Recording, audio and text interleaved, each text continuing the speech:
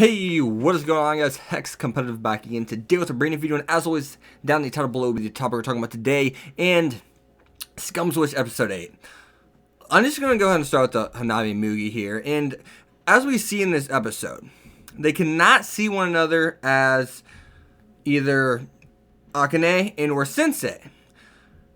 And we can see they're clearly starting to fall from one another, and we get to the point where they're going to admit how they feel towards Sensei and Akane. And I want to start with Mugi here. So this is really interesting because I want to say Mugi won this battle somewhat, but then he lost it in the end. He won the first 50%, but lost the last 50%.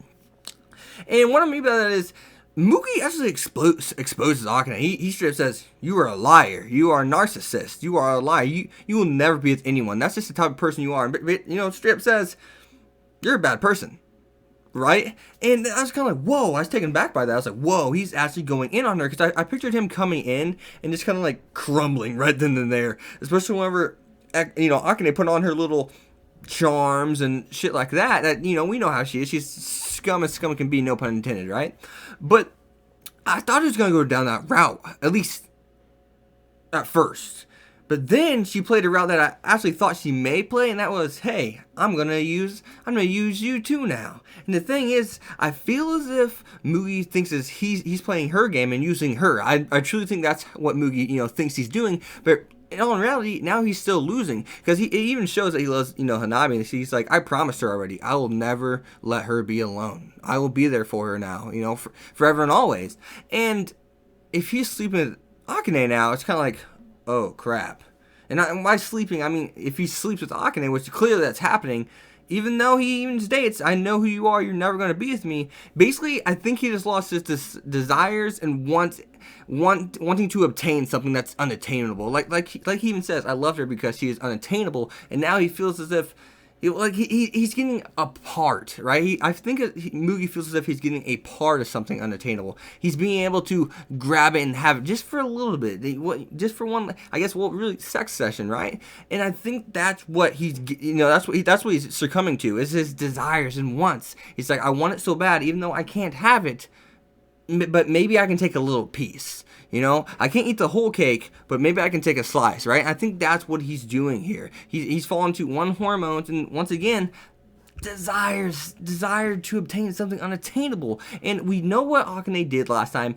Hanabi and Sensei had excuse me. Let me put it like this. We know how Hanabi acted after Akane slept with Sensei, and we know how Akane acted after she slept with Sensei.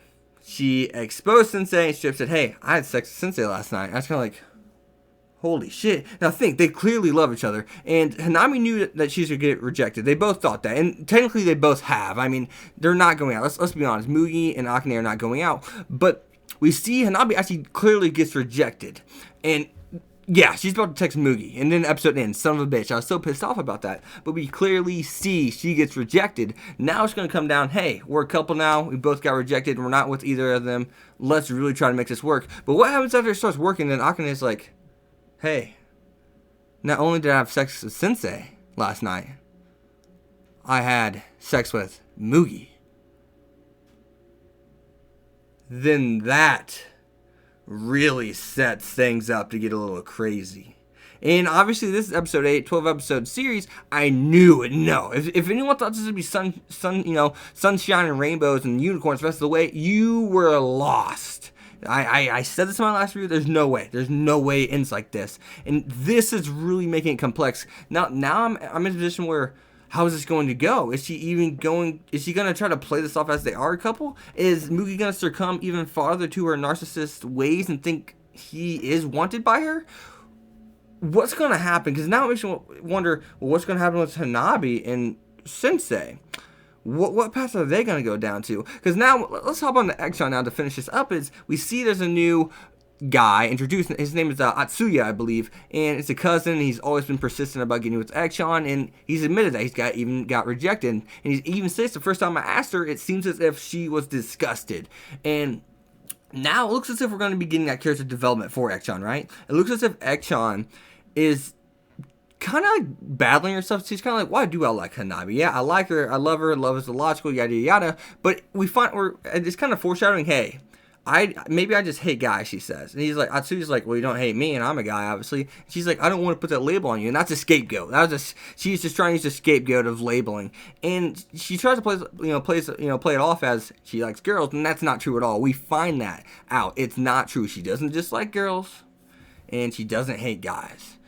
And in all reality, I guess the best way to put it is, well, she's bi, right? I think that's really, truly the best way to put it. And that's going to make things interesting for Ekchan's character, because I'm wondering, is Ekchan going to be the one that actually, she got forced out for her own good? I think that's really what's going out to Ekchan. I think she's getting forced out for her own good, guys. And that's good for her, right? I think she's truly going to end up with Atsuya. I don't think there's going to be any issues with that, because it's clear that Atsuya only loves Ekchan, and Ekchan knows she's not getting with Hanabi. But this could open the gateway for Ekchan to get back in, though, with the whole Akane and Mugi thing, because I know Hanabi's gonna find out they had sex. There's no way around. She's going to find out, and that could easily send her down that path again. It could send Hanabi down that path again easily.